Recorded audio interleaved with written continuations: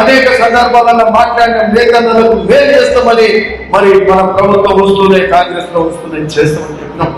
ఆ రోజు అన్నట్టుగా మనం అనుకున్నట్టుగా కాంగ్రెస్ ప్రభుత్వం రావడం, ముఖ్యమంత్రి రేవంత్ రెడ్డి గారు ముఖ్యమంత్రి కావడం, మళ్ళా మీరు అడిగిన వెంటనే ఇమ్మీడియట్ గా ముఖ్యమంత్రి గారు అదే స్టేజ్ మీదకి రుణమాఫీ అడిగితే ఎంత ఉందని అడిగితే 30 కోట్లు ఉన్నది మాకు రుణమాఫీ అంటే 30 కోట్లు ఎంబడే చేస్తానని చెప్పేసి మీరు అడిగింది 30 కోట్లు, ఆ 30 కోట్లు ఎంబడే చేసి ఇప్పుడు లెక్కలు తీసి చూస్తారు 45 కోట్లు ఉంటుంది.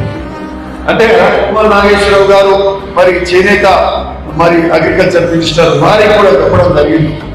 సరే దీనికి సంబంధించిన మరి సరిపోదు పైసలు రాకపోయే మరి ఎట్లా చేద్దామని చెప్పి మనకు అక్కడ పవర్ హౌస్ ఇక్కడ నేతలు ఎక్కువ ఇక్కడ కాబట్టి కష్టాలు ఇక్కడ ఎక్కువ ఉంటాయి, పోచంపల్లిలు ఉంటాయి, భువనగిరి నియోజకవర్గం ఎక్కువ ఉంటాయి కాబట్టి ఇక్కడ మాత్రం మొత్తం రుణమాఫీ చేయాల్సిందే. పైసలు మరి మిగతా ప్రాంతంలో ఎంత మంది ఇస్తారేమో తెలియదు కానీ ఈడ మాత్రం ఇవ్వాల్సిందే అని చెప్పినాము.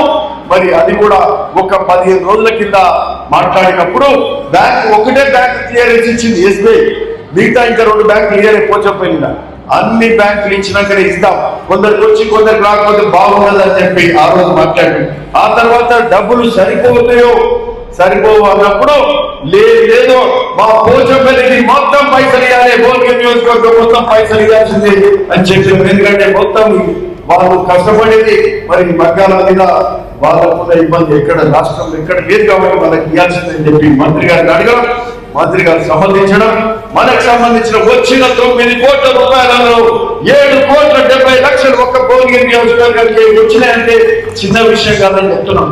అంటే మొత్తం 30 కోట్ల 7,70,00,000 ఒక భువనగిరి నియోజకవర్గం, అవునా?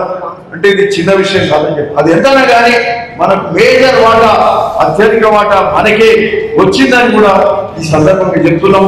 నాడు మాట ఇచ్చినాం, ప్రతిపక్షంలో మాట్లాడినాం, మళ్ళా మనకు వచ్చినాక మీ యొక్క ఇబ్బందులు తొలగించడానికి ఈరోజు కృషి చేస్తున్నాం. ఈరోజు అందులో భాగంగా ఈరోజు రుణమాఫీ మరి నేతన్న రుణమాఫీ జరిగింది. ఈ సందర్భంగా ముఖ్యమంత్రి రేవంత్ రెడ్డి గారికి మనం అందరం కూడా సభాముఖంగా ధన్యవాదాలు చెప్పాలని కూడా ఈ సందర్భంగా చెప్తున్నాం. ఇవ్వలరిల్లో ఓరి రేవలమల్లో పండుగ జరుగుతూ ఉంది తెలంగాణలో. ఇవ్వలరిల్లో ఓరి రేవలమల్లో ప్రజాపాలనొచ్చింది తెలంగాణలో.